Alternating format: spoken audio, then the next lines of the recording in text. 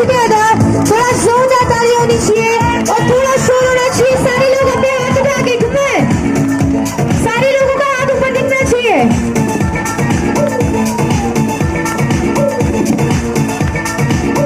A very very happy warm welcome to you, sir. And I request each and everyone, थोड़ा शोर होना चाहिए, थोड़ा जोरदार तालियां होनी चाहिए. And a Shema sir के लिए जो आपके तीन चार छह आप उपस्थित है, all the way from Greater Noida. All the Topaz members, come in.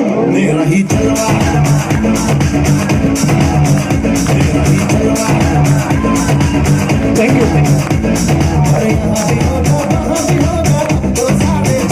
Thank you so much, all the members. Thank you so Thank you very much. much.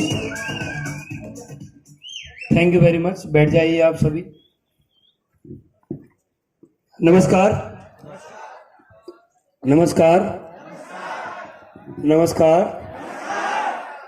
जिसने नहीं बोला उसके लिए भी था. पीछे वाला नमस्कार. मैं पिछले 5.25 साल से इस कंपनी में लोगों को नमस्कार ही करवा रहा हूँ.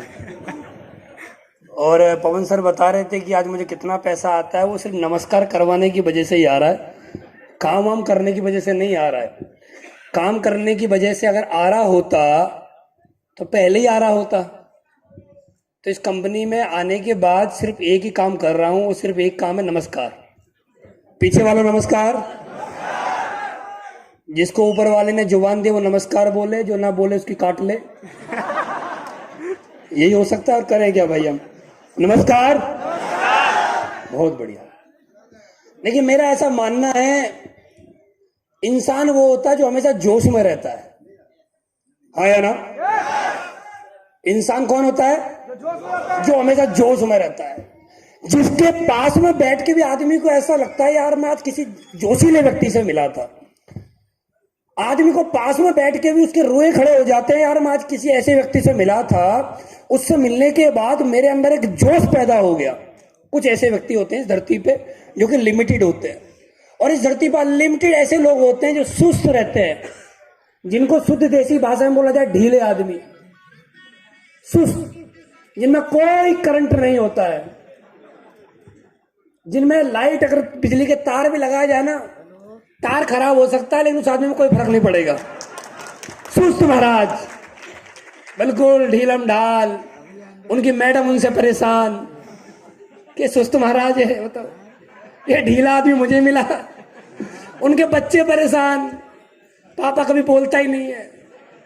उनका पड़ोसी परेशान, हमारा पड़ोसी बताओ क्या ढीला आदमी है. मोहल्ला परेशान. तो मेरा ऐसा मानना है,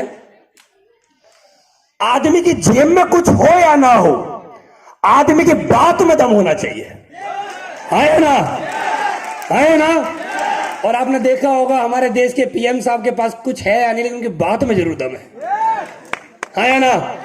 तो दोस्तों, एक बार मैं यही कहना चाहूंगा, अब तक आप लोगों यहाँ तक जितने भी साथी आ रहे थे हमारे, आप सभी के लिए जोरदार तालियां बजवा रहे थे कि ताली बजाओ, ताली बजाओ. और हमारे यहाँ साथी आके बोल रहे थे कि ताली नहीं बजा रहे हो आप लोग. देखो, मैं आपकी परेशानी समझता हूं, ठीक है. मैं पिछले 5.25 साल से इस कंपनी में आप जैसे लोगों की परेशानी सही से समझ पा रहा हूं. इस दुनिया में आदमी है ना, सांस भी मतलब के लिए लेता है.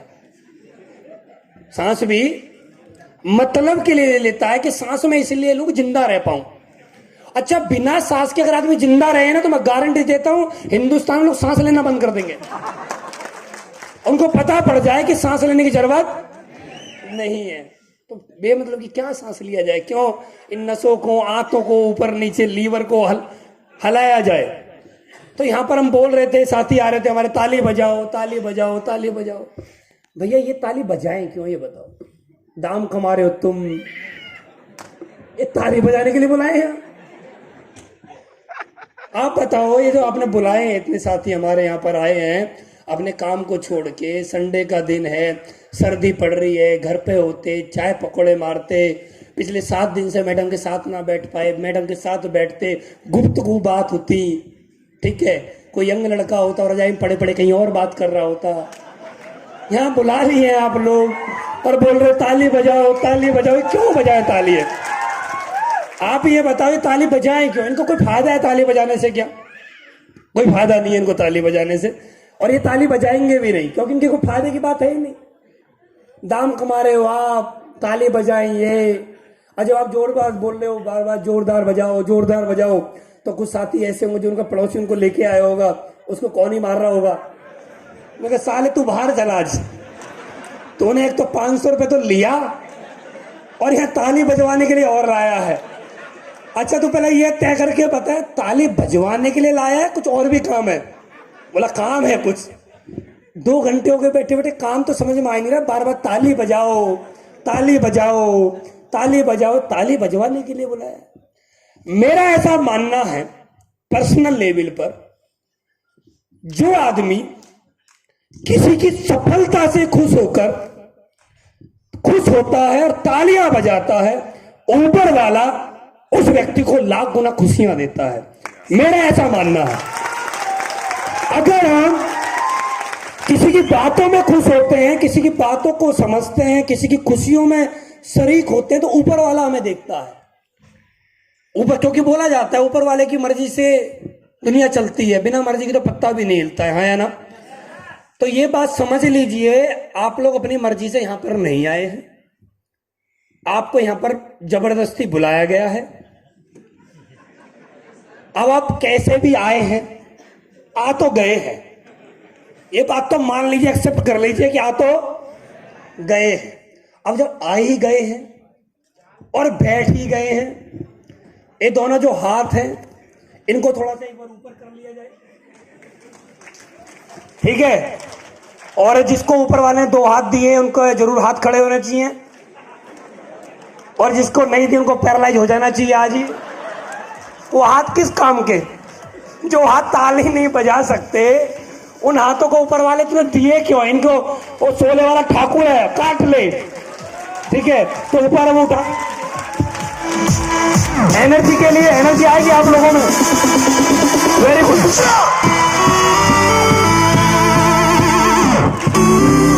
बहुत बढ़िया, ग्रेट। और मुझे पूरी उम्मीद है, और जब तक आपको कोई बात समझ में आएगी आप बीच बीच में तालियां बजाते रहेंगे, है ना? और पड़ोसी थोड़ा ध्यान से देखे, जो ताली ना बजाए उसके कान पे दे, ठीक है? अगर आपको पड़ोसी ना बजाए ना, बोले क्या जो ताली बजाइए, बजाने के लिए बोला था, जो जितनी ताली बजाएगा उसको दाम ज्यादा आता है। हमारे यहाँ पे ऐसा होता है, तो बजा सकते हैं क्या? हाँ, कभी कुछ और समझ जाओ जो मैं पहले बोल रहा था। चलिए दोस्तों, सबसे पहले आप सभी का बहुत बहुत धन्यवाद। मैं एक ही बात बोलना चाहूंगा, पिछले 5.25 साल से मैं इस कंपनी में हूं। पीछे आवाज आ रही है? सही है? सारे लोग बताइए, पीछे आवाज आ रही है? थोड़ा भाई इसकी आवाज और खोल दो, बेस बढ़ा दो, इसका पूरा खोल दो, इसका मीटर तान दो आज। मैं हाँ अब सही है ना? मैं 5.25 साल से इस कंपनी में हूं। 5.25 साल से अगर मैं बोलूं, हिंदुस्तान का ऐसा कोई शहर नहीं है, कोई शहर जहां पर मैंने जाके माइक ना पकड़ा हो। ऐसा कोई शहर नहीं है पिछले 5.25 साल में, कोई भी शहर, जितनी भी मेट्रो सिटी है या जितने भी बड़े बड़े शहर आते हैं, ऐसा कोई शहर नहीं है 5.25 साल में जहां पर मैं ना गया हूं। 5.25 साल में कोई ऐसा शहर नहीं है जहां पर फूल माला ना मिली हो। यहाँ पर लोग पगड़ी पहना रहे थे, 365 दिन में 350 दिन पहनता ही हूँ, ठीक है? ये पगड़ी वगड़ी पहनाती हैं लोग। ये जब यहाँ पर गिफ्ट दे रहे थे, राकेश सर मुझे पकड़ा रहे थे ट्रॉफी, मैं अपने घर जब जाता हूँ तो मेरे फैमिली मेंबर बोलते हैं आपके एक बार फिर लिया है, अब इनको लगाएं कहाँ, ठीक है? दीवारें कम पड़ रही हैं। तो पिछले 5.25 साल से ये गिफ्ट ले रहा हूँ, 5.25 साल से फूल माला ले रहा हूँ, 5.25 साल से हिंदुस्तान के हर शहर में जाने का मुझे सौभाग्य प्राप्त होता है। लेकिन मैं एक चीज महसूस कर रहा था जब मैं आप लोगों के बीच में आ रहा था, कि मैं हिंदुस्तान के कोने कोने में गया, हिंदुस्तान के बड़े बड़े शहर में मैं गया। अभी मैं लखनऊ से होके आ रहा हूँ, आज मेरी यहाँ पर मीटिंग है, कल भी मेरी रांची में मीटिंग है, परसों मेरी कानपुर में मीटिंग है, उसके बाद मेरी मथुरा में मीटिंग है, उसके बाद मेरी दिल्ली में मीटिंग है, उसके बाद फिर मेरी मेरठ में मीटिंग है। पूरा हिंदुस्तान में मेरा चलता रहता है। 365 दिन में मैं 300 दिन लगातार मीटिंग करता रहता हूँ, पूरे हिंदुस्तान में जाता हूँ। हर जगह मुझे लोगों से बात करने का सौभाग्य मिलता है। 5.25 साल पहले मुझे जब मैं माइक पकड़ता था ना, लोग बोलते हैं जी माइक पकड़ते हैं, जब लोग हाथ कांपते मेरे पैर कांपते थे नीचे, ठीक है, यहाँ से नीचे से कांपते थे। लोग बोलते कि हमारे तो हाथ कांपते हैं माइक लेने, मेरे पैर कांपते थे। 5.25 साल पहले की बात करूं तो यहाँ पर जब मैं अंदर एंट्री कर रहा था, तो जब मैं आप लोगों से मिल रहा था, आप लोगों का जोश, आप लोगों का उत्साह देखकर मैं एक ही बात बोल सकता हूं दोस्त, आप बिलीव करिए, विदाउट मोटिवेशन मैं एक ही बात बोल सकता हूं, मैं हिंदुस्तान के कोने कोने में गया, लेकिन जैसी झारखंड और बिहार की टीम है पूरे हिंदुस्तान में मुझे कहीं नहीं मिली है। जैसे आप लोग हो ऐसे पूरे हिंदुस्तान में मुझे कहीं नहीं मिल पाए, कहीं भी नहीं मिले। मैं बहुत जगह गया हूं दोस्त, हर जगह जाने का मौका मिलता है। ऊपर वाले ने ऐसी शक्ति, ऐसा आशीर्वाद मुझे दिया है कि मैं लोगों से जाकर रूबरू होता हूं। एक जगह की बात मैं बताऊं तो मैं एक जगह गया था, तो ऐसे ही बहुत बड़ा ऑडिटोरियम था, उसमें लगभग 7,500 के आसपास लोग बैठे हुए थे। तो एक दादाजी बाहर खड़े हुए थे, तो जैसे ही मेरी एंट्री होने लगी तो वो बोलने लगे, भैया वो जो चीफ गेस्ट आ रहा था वो आया नहीं आया अभी। मैंने कहा दादा कौन आने वाला था? बोले कोई लड़का, वो एक आदमी आने वाला था, उसका नाम अनुज शर्मा है। मैंने कहा पता नहीं दादा, ढूंढो कहीं आ रहा होगा। और जब मैं अंदर स्टेज पे आ गया तो मैंने अपना नाम वगैरह बताया, तो दादाजी बाद में मिले, बोले तो भाई बेटा हम तो समझ रहे थे कोई आदमी इतना बड़ा होगा जिसके लिए इतनी भीड़ आई है, कोई आदमी होगा, ऐसा बच्चा तो हमने पहली बार ही देखा है जो इतना बड़ा कमा के यहाँ आया है। तो मैं तो एक ही बात बोलता हूं कि ऊपर वाला मेहरबान तो गधा भी पहलवान है ना। अगर ऊपर वाला मेहरबान होता तो हम जैसे बच्चे, बताओ सही से देखो मेरे को, 50 किलो से ऊपर वजन नहीं है, ठीक है। लोग दवाई खाते हैं मोटे को पतला हो जाए, या 1 इंच आगे से नहीं और 1 इंच पीछे से नहीं, फिट है बिल्कुल, स्लिम ट्रिम। और हम जैसे लोगों के लिए लोग बताओ फूल लाते हैं, माला लाते हैं, लोग सेल्फी लेते हैं, सर एक फोटो हो जाए। जब लोग फोटो लेते हैं मेरे साथ, मुझे बड़ी हंसी आती है, बताओ तुम किसके साथ फोटो ले रहे हो? जिसके 10वीं में सही से पास ना हो पाया 12वीं में 37% नंबर, ग्रेजुएशन करने कभी गया नहीं कॉलेज, पापा ने दी फीस, बेटा फीस जमा कर देना, उनको हमने उड़ा दिया मूवी देखने में, गोलगप्पे खाने में, फीस कभी स्कूल में दी नहीं। प्रिंसिपल साहब ने बोला फीस नहीं आई, बोला अगले महीने आएगी। घर वालों ने बोला फीस दे दी, हाँ जी जमा कर दी। बाद में पता लगता था प्रिंसिपल साहब और पापा के आपस में टकरार होता था, फीस कहाँ गई? वो तो गई, कहाँ गई? जिनकी जिनकी गई है वो सब जानते कहाँ कहाँ जाती है, समझ में आ रहा है? तो जीवन में हमने वो सारे कर्म कांड किए जो आपने किए हैं, मैं उन्हीं कर्म कांडों को करके यहाँ तक पहुंचा हूं। तो आज का दिन मेरे लिए बहुत सौभाग्य का दिन है। ऊपर वाले ने मुझे आज की सांसें बख्शी हैं, ऊपर वाले ने आज मुझे एक बार सपने पूरे करने के लिए और इस दुनिया में कुछ लोगों के सपने पूरे कराने के लिए मुझे आज का दिन ऊपर वाले ने दिया है। तो मैं एक बार चाहता हूं अब तक की सबसे जोरदार तालियां ऊपर वाले के लिए एक बार हो जाए। ऊपर वाला आपको शक्ति दे, आपकी भी ऊपर वाला सुने। मेरा आज नेटवर्क जितना ही बड़ा, मेरा टीम साइज मैं बताऊंगा आज मेरी टीम साइज कैसे बनी है, मैं क्या हूं क्या नहीं हूं, बताऊंगा सारी बातें। लेकिन मैं सबसे पहले चाहता हूं कि पवन सर के लिए एक बार जोरदार तालियां हो जाए। आज उन्होंने मुझे यहाँ पर इनवाइट किया है। यहाँ के जितने भी रूप स्टार लीडर थे, आपने परमजीत जी को सुना, राकेश सर को सुना, वो यहाँ पर अपनी स्पीच दे रहे थे, मेरे रोंगटे खड़े हो रहे थे। यार बताओ अभी यंग एज है, लोग बताओ कितना पैसा कमा रहे हैं, एक हफ्ते का 2,30,000 रुपए का चेक ले रहे हैं। मैंने टूपाजों को सुना, यहाँ पर बहुत सारे टूपाज लीडर आके अपने बारे में बता रहे थे, उनकी लाइफ को मैं सुन रहा था, उनके बारे में मैं समझ रहा था। और जब ये लोग यहाँ पर बोल रहे थे ना, मैं यहाँ पर बैठ के चेयर पर बैठ के ऊपर वाले को एक ही बात बोल रहा था, ऊपर वाले बहुत बहुत धन्यवाद। आज मैं इन लोगों को इस मंच से 1.5 लाख रुपए के चेक लेते हुए देख रहा हूं, और मुझे वो दिन भी जल्दी देखने को मिलेगा जब मैं इन लोगों को ऐसी स्टेज होगी और 100-100 करोड़ रुपए की चेक दे पाऊंगा। वो दिन मैं देखना चाहता हूं अपने जीवन में, और मुझे पता है वो दिन ऊपर वाले ने मुझे पक्का देगा। और एक दिन ऐसा आएगा जिस दिन आप सभी लोगों के पास इस कंपनी के माध्यम से 100-100 करोड़ रुपए भी आएगा। ये आएगा पक्का, ये पक्का आएगा। और आज मुझे पवन सर ने यहाँ पर इनवाइट किया है।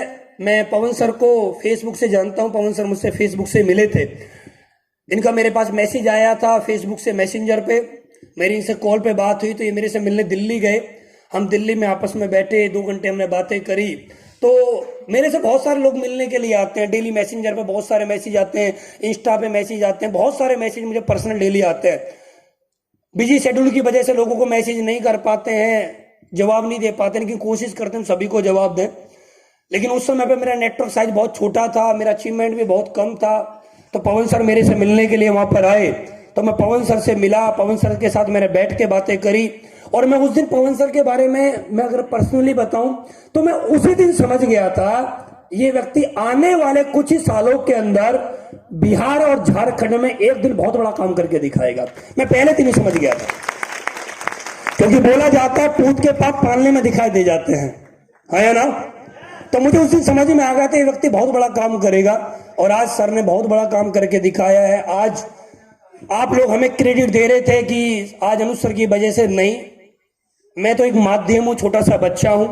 आज जो भी आप लोगों की लाइफ में जो भी कुछ हो रहा है ना, उसके 100% अगर किसी व्यक्ति को क्रेडिट जाता है तो उस व्यक्ति का नाम है पवन सर। एक बार पवन सर के लिए जोरदार तालियां हो जाए। अगर ये आप लोगों की लाइफ में नहीं आते तो आज इतना बड़ा बदलाव आपके जीवन में नहीं हो पाता। यहां पर बहुत सारे लोग बैठे हैं जिन्होंने 2500 रुपए से लेकर आज बहुत सारा पैसा कमाया है, 10-10 लाख 20-20 लाख रुपए कमाने वाले भी लोग यहां पर बैठे हुए हैं। तो पवन सर के बारे में इतना ही बोलना चाहूंगा, ये दिल के बहुत अच्छे इंसान है।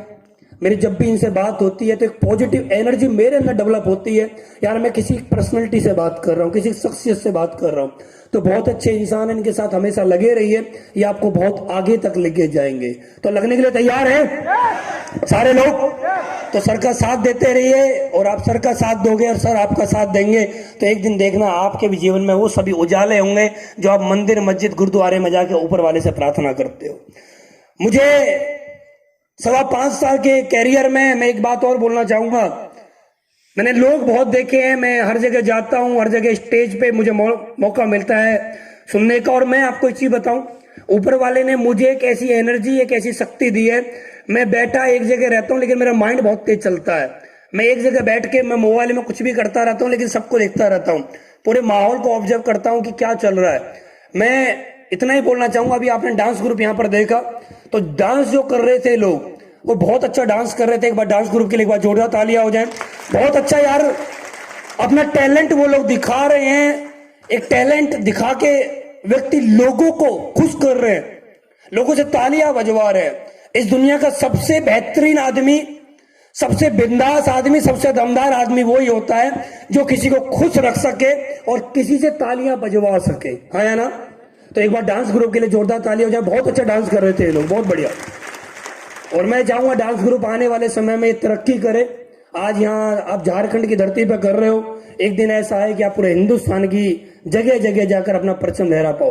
दोस्त, मैं यहाँ पर बैठा हुआ था और मैं सुन रहा था, यहाँ पर अभी एक मैडम खड़ी हुई जो एंकर है, बहुत अच्छा बोल रही थी। हमारे हर शो के अंदर एंकर आती हैं, लेकिन मैं बहुत ही कम मैडम आती जिनसे प्रभावित हो पाते हैं, जिनकी बात आवाज अच्छी होती है तो शब्दों में दम नहीं होता है, शब्द अच्छे होते हैं तो आवाज में दम नहीं होता है। लेकिन यहाँ पर मैं बैठ के देख रहा था कि मैडम के शब्द और आवाज दोनों मैच करते हैं। तो मैम के लिए भी एक बार जोरदार तालियां हो जाए। इनका भी नाम ऊपर वाला बहुत बड़े लेवल पे लेके जाए। और आज ये हम जैसे बच्चों के लिए एंकरिंग कर रही हैं, आने वाले समय में बड़े बड़े सेलिब्रिटी के लिए एंकरिंग कर पाए। इनको भी एक बार ऊपर वाले से प्रार्थना करिए, ऊपर वाला इनको भी शक्ति दे और इनको भी अच्छे लेवल पे लेके जाए। दोस्त, मेरा नाम आप सभी लोग जानते हो, बार बार सर लोग बोल रहे हैं, यहाँ पर भी फोटो लग रहा है, ठीक है। मैं तो सबसे बड़ा इसी में खुश रहता हूँ कि मेरा फोटो को लगाता भी है। सबसे बड़ा अचीवमेंट तो मेरा यही है कि हमारा कोई फोटो लगाता भी है। नहीं तो हम जैसे कि फोटो कहाँ लगते, घर की एल्बम में लगते तो एल्बम भी कभी कभी खोली जाती है। तो हमारे फोटो लग रहे हैं तो मेरे लिए तो बहुत बड़ी खुशी की बात है।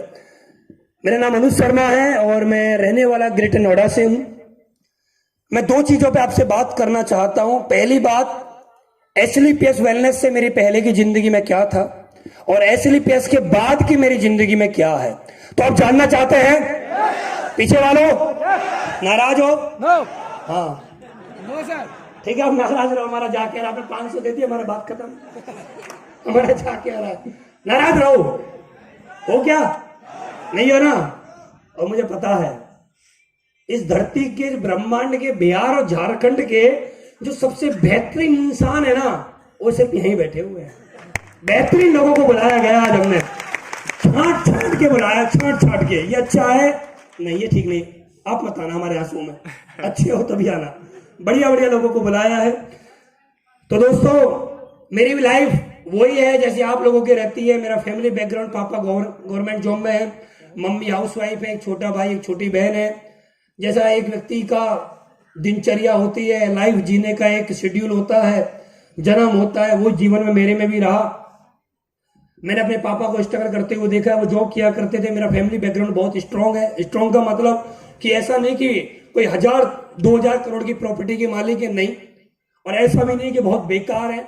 एक अपर मिडिल क्लास में मेरा जन्म हुआ, जहां पर मेरे सभी सपनों को पूरा कराने के लिए मेरे माँ बाप ने अच्छे प्रयत्न करे। उन्होंने बार बार मेरे से एक ही बात बोली कि पढ़ोगे तो आगे आपकी भी नौकरी लग जाएगी। और हम जिस समाज में रहते हैं उस समाज में हम लोगों से एक ही बात बोली जाती कि आप अच्छा पढ़ लोगे तो आपके पास कोई डिग्री वगैरह होगी और उस डिग्री के दम पे आपकी भी सरकारी नौकरी लग जाएगी। क्या लग जाएगी जी? सरकारी नौकरी लग जाएगी। और यहाँ पर जितने भी लोग बैठे हैं वो मैक्सिमम वही लोग हैं जो अपने बच्चों को और खुद सरकारी नौकरी में मैक्सिमम लोग देखना चाहते हैं, हाँ या ना? और मेरे परिवार में वही लोग थे जो मुझे सरकारी नौकरी में देखना चाहते थे। मेरे फैमिली में ज्यादातर लोग सरकारी जॉब करते हैं या कुछ लोग किसान हैं। मेरा परिवार में किसानी बहुत ज्यादा होती है। उधर आप देखेंगे ग्रेटर नोएडा की तरफ तो किसानी भी बहुत अच्छी लेवल पर वहां पर होती है। लोगों के पास बहुत बड़ी बड़ी जमीन होती है, अच्छी खासी जमीन वहां पर होती है। तो फैमिली बैकग्राउंड बहुत अच्छा, पापा की गवर्नमेंट जॉब, और बार बार मेरे से एक ही बात बोले, थोड़ा अच्छा पढ़ लोगे, अच्छे नंबर आ जाएंगे तो सरकारी नौकरी लग जाएगी। सरकारी नौकरी लग जाएगी तो फिर शादी अच्छी हो जाएगी और जीवन अच्छा खासा चल जाएगा। लेकिन मेरा ऐसा मानना है, ऊपर वाला जब किसी को भेजता है ना, इस धरती पे भेजता है, तो उसका सॉफ्टवेयर में कुछ डाल के भेजता है, कुछ अनोखा डाल के भेजता है। मेरे दिमाग में कभी भी नहीं आया कि मुझे कभी जीवन में नौकरी करनी है, कभी भी नहीं आया। 1% भी मेरे जीवन में कभी भी नहीं आया कि मुझे कभी नौकरी करनी है, कभी नहीं आया। मैं अपने पिताजी को सुबह नौकरी पर जाते हुए, शाम को नौकरी से वापस आते हुए देखा करता था। महीने में एक बार उनकी सैलरी आते हुए देखा करता था। सैलरी आती थी, घर में खुशियां होती थी, और जब उनकी सैलरी बढ़ती थी तो उस दिन पकवान भी अच्छी खासे बनते थे, तो बढ़िया लाइफ एक चल रही थी। लेकिन मेरे दिमाग में कुछ भूत ही था, अलग ही था मेरे दिमाग में कुछ। जब मेरे जेब में कुछ भी नहीं था ना, मैं उस समय पे भी अपने आप में एक महसूस करता रहा, मैं बहुत कभी अमीर आदमी बनूंगा यार। जब मेरे पास कुछ नहीं था, जब मेरे पास बाइक हुआ करती थी पापा की दी हुई, तो मैं उस समय पे भी एक ही बात सोचता था, मैं कभी बहुत बड़ा आदमी बनूंगा, कभी मेरे पास भी अच्छी अच्छी गाड़ी होंगी, मेरे लिए भी लोग ताली बजाएंगे, मुझे भी लोग फूल माला देंगे। मैं ऐसा महसूस करता था और खुली आंखों से करता था। ये क्यों करता था ये मैं भी आज तक समझ नहीं पाया हूं। ये बात है लगभग 6-7 साल पुरानी बात है। तो मैं हमेशा ऐसी सोचता रहता था कि मेरी लाइफ में कुछ बड़ा होगा, मैं भी कभी ऐसे होऊंगा, मैं कभी रिश्तेदारी में जाऊंगा तो आज तक हम फैमिली में जाते हैं बाइक से, मैं गाड़ी में जाऊंगा, और जिससे मेरी शादी होगी वो मेरे बराबर में बैठ के जाएगी, बड़ा मजा आएगा। मैं ऐसा सोचा करता था, फील करता था। अच्छे अच्छे ब्रांड के कपड़े पहनूंगा। उस समय मैंने आईफोन का नाम भी नहीं सुना था। उस समय पे एक मोबाइल आता था माइक्रोमैक्स, मेरे पास माइक्रोमैक्स का कभी मोबाइल होगा, मेरे पास कभी पल्सर होगी। मैं ऐसा सोचा करता था, बड़े बड़े सपने में हमेशा देखा करता कुछ बड़ा होगा। हवाई जहाज जाता था तो सोचा करता था हवाई जहाज में मैं कभी बैठूंगा, तो ऐसे सपने में खुली आंखों से देखा करता था। आज मेरे पास बहुत बड़े अचीवमेंट है। आज लोग मेरे से पूछते हैं कि सर आपने कभी ऐसी क्लास सपने में देखी है? बहुत सारे लोग पूछते हैं क्या सर आपके एस क्लास कभी सपनों में आती थी? मैं उस फैमिली से बिलोंग करता हूं, और मेरे जैसे भी कुछ लोग होंगे यहां पर, उस फैमिली से बिलोंग करते हैं जिनके सपने में भूत प्रेत के अलावा कुछ नहीं आता है। हमारे सपने में भूत प्रेत के अलावा कुछ नहीं आता। तो एस क्लास की बात तो छोड़ दो, मेरे सपने में सोने के बाद तो कभी L2 भी ना आई। खुली आंखों से मैंने जरूर देखा। मैं किसी सफल आदमी को देखता था तो मैं महसूस करता था यार ये आदमी है, बताओ इसके पास L2 है।